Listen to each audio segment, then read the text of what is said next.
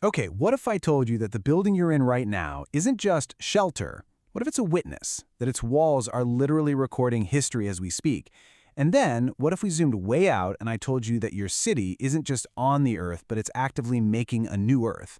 Well, in this explainer, we are going to completely challenge everything you thought you knew about what a building is, what architecture does, and, yeah, our role on this planet. So let's start small. We'll begin at the scale of just a single building and explore this pretty radical idea that architecture can be an active witness to events. This quote from architect Yao Wiseman is, wow, it's the perfect place to start. See, every building is always in this super slow state of decay, right? But a violent event, like a bomb blast, it doesn't really introduce something new. It just compresses, say, 15 years of natural wear and tear into a few terrifying milliseconds. The building literally records that force in its own structure. And this idea has led to a whole field called forensic architecture. They treat buildings like crime scenes. You know, the cracks, the fissures, all the damage from a blast. It's not just random destruction, no way. It's evidence. By analyzing how a wall shatters, they can actually reconstruct events, telling a story that human witnesses might not be able to. The building itself testifies. This really requires a shift in how we think. A building isn't this passive, static object.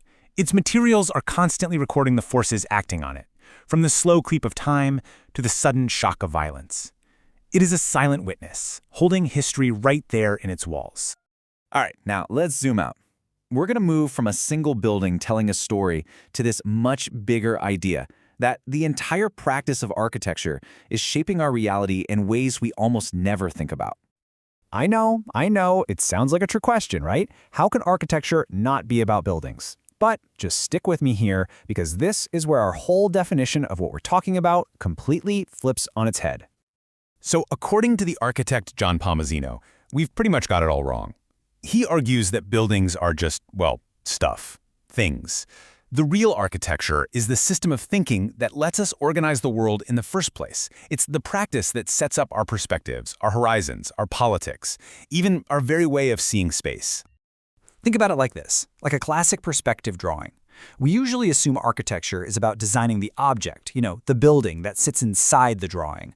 But Palmazino says, no, architecture is actually the set of rules, the lines, the vanishing points that creates the drawing itself. It's the whole framework for our worldview.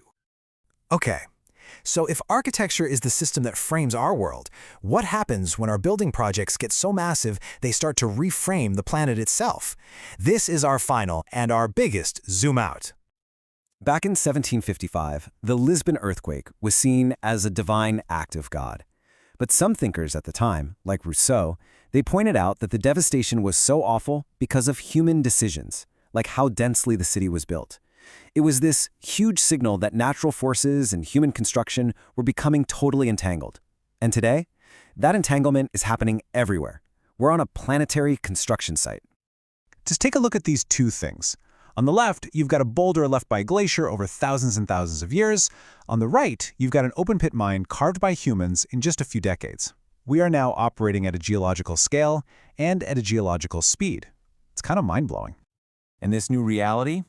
It actually has a name, the Anthropocene.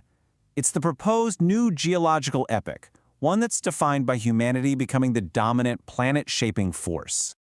You see, we've always thought of our cities as being built from geology, carving stone, firing clay into bricks, but that whole relationship has inverted.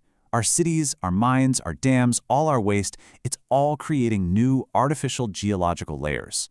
We are making geology now, leaving a signature in the rock that's going to be visible for millions of years.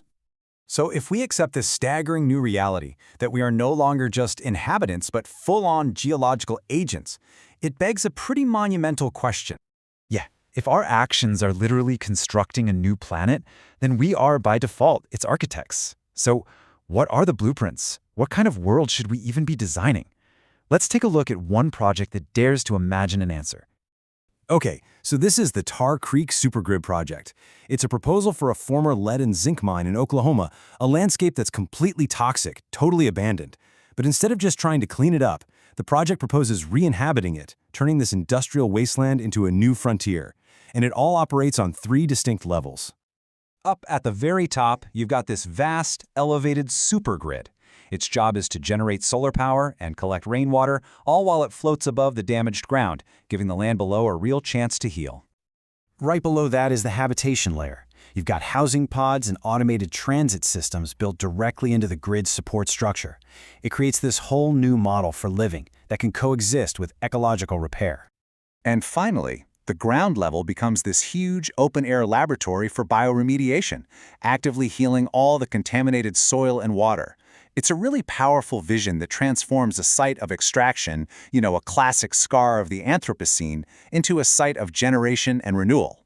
So, we've gone from the tiny cracks in a single wall all the way to the active remaking of the planet's geology. The fundamental shift is this: we once built on the world. We now know, for better or for worse, that we are building the world. The only question left is, what will we design next?